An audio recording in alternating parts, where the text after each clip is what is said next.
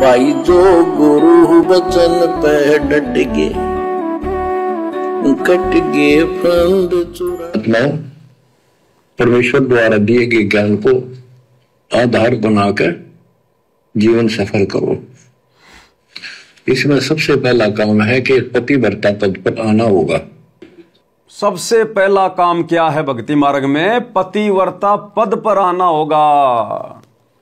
इस पतिव्रता पद पर आए बिना भक्ति शुरू भी नहीं होती है। चाहे आप 20 साल से सार नाम लेके भक्ति कर रहे हैं, करते रहो। अरे 650 साल पहले भी तो भैया किसी ने 10 साल भक्ति करी, किसी ने 20 साल करी, किसी ने 50 साल करी, कोई पूरी जिंदगी भक्ति करता रहा, एक भी पार हुआ क्या? खाली भक्ति करते रहने से पार नहीं होंगे। गुरुदेव ने बताया बच्चों, ये राम नाम की माला फेरते फेरते तो ये साधु संत महात्मा ऋषि आज से पहले सतयुग में, त्रेता युग में लाखों लाखों माला फेरते थे वो, क्योंकि लाखों लाखों साल की उम्र हुआ करती थी। परमात्मा कहते ये माला फेरनी ये बहुत गए, 84 में पड़े हैं।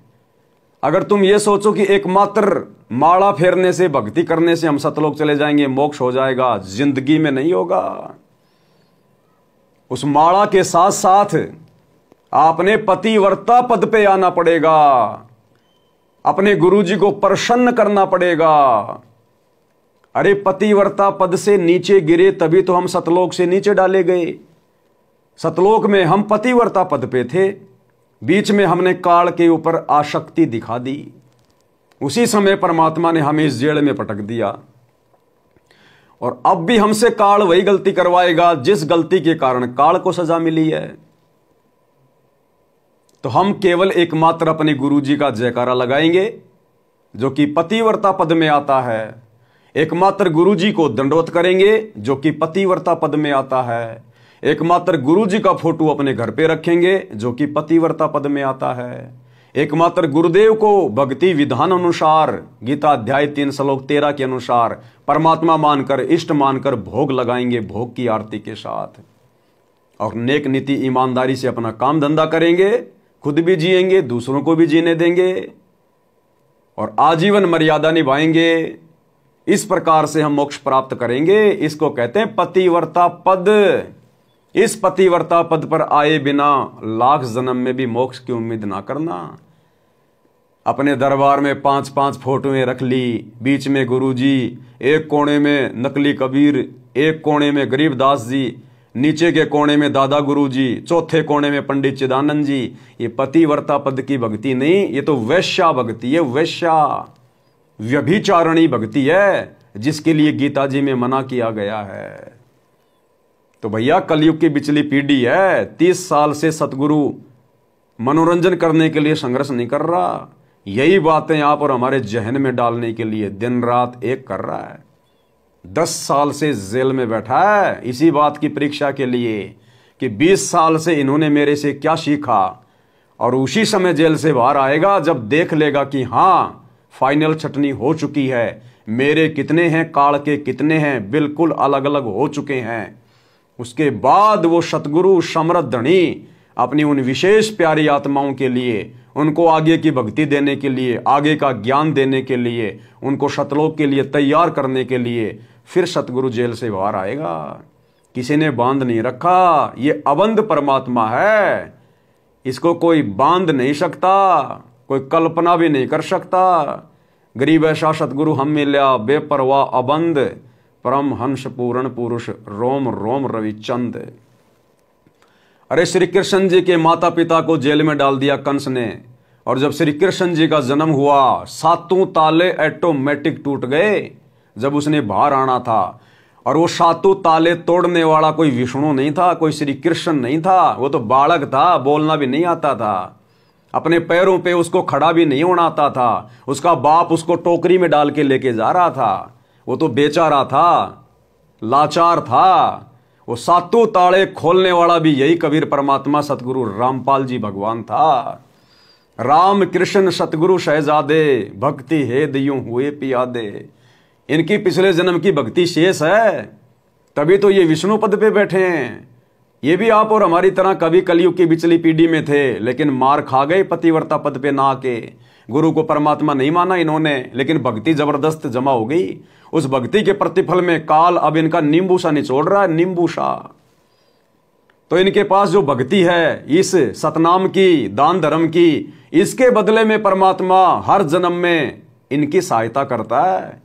तो सातों ताले खोलने वाला सतगुरु रामपाल जी भगवान, किसी की औकात नहीं है जो उनको जेल में बैठा के ताला बंद कर दे।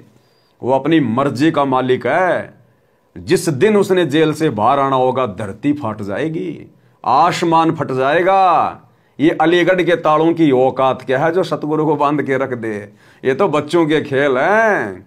जब इस परमेश्वर की महिमा से परिचित हो जाएंगे तब पता चलेगा ये क्या चीज है। ये तो पतिव्रता पद पे आना पड़ेगा, बनाकर जीवन सफल करो। इसमें सबसे पहला काम है कि पतिव्रता पद पर आना होगा, यानी आन किसी भी देवता के अंदर अन्य किसी देवता के ऊपर शौपन में भी बात ना जाए, ध्यान नहीं जाए कि ये सुख उससे प्राप्त हो सकता है।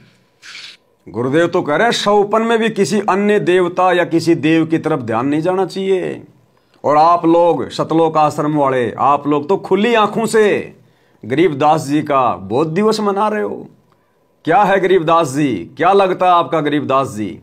क्या दिया आपको गरीबदास जी ने? कुछ नहीं दिया। अगर ये सतगुरुदेव भगवान हमें अपनी शरण में ना लेते, वो गरीबदास जी का वो ग्रंथ साहिब हमारे किसी काम का नहीं था। अगर गुरुदेव भगवान उन वाणियों को खोल खोल के सत्संग ना करते, वो गरीबदास जी का वो ग्रंथ साहिब हमारे किसी काम का नहीं है। केवल सतगुरु ने सब कुछ दिया हमें। तो गरीबदास जी का बोध दिवस मना रहे हो और सतगुरु रामपाल जी को अपना गुरु कह रहे हो। जाओगे सतलोक? कभी नहीं जा सकते। जो उनके महीने में उस दाढ़ी मूंछ वाली कबीर की नकली फोटो को भगवान मानकर उसका कबीर प्रकट दिवस मना रहे हो और गुरु का 8 सितंबर को जन्मदिन मना रहे हो। जाओगे सतलोक? कभी नहीं जाओगे। गुरु को तजे भजे जो आना, ता पशुआ का फोकट ज्ञाना। ज्ञानवान कुछ नहीं है उनको, जो अपने गुरु के अलावा किसी और को अपना बाप मान के जून के महीने में उसका प्रकट दिवस मना रहे हैं। कुछ भी पल्ले नहीं पड़ा अभी तक आश्रम वाले भाई बहनों को। तो इसलिए परमात्मा कह रहे हैं शौपन में भी किसी आन देव के विषय में सोचना भी नहीं है। अरे तुम तो उनका जन्मदिन मना रहे हो, मरण दिन मना रहे हो, मोक्ष दिन मना रहे हो, उनका प्रकट दिन मना रहे हो। आप लोग कहां पतिव्रता पद पे हो? अपने गुरु के अलावा परमेश्वर के रूप में हमारी सुरती शौपन में भी कहीं नहीं जानी चाहिए। और तुम तो 3-3 दिन का समागम कर रहे हो गरीबदास जी के नाम पे, दाढ़ी मूछ वाले नकली उस कबीर के नाम पे लड्डू जलेबी बर्फियां मनाकर त्योहार मना रहे हो, धूम मचा रहे हो, रंगोलियां मना रहे हो। बाप तुम्हारा जेल में बैठा है और तुम होली दिवाली की तरह रंगोली मना रहे हो। इन आश्रमों में रंगोली बना रहे हो। ये किस चीज का प्रतीक है रंगोली? ये काल का प्रतीक है, काल का। निकल जाओ समय रहते काल एजेंटों के जाल से, गुरुदेव के परिवार वालों के जाल से, इन कोऑर्डिनेटरों के जाल से। नहीं तो ये काल तुम्हारी रंगोली बनाएगा, तुम्हारी पता भी नहीं चलेगा कितने रंग डाल देगा, तुम्हारी सूरत शकल बिगाड़ देगा।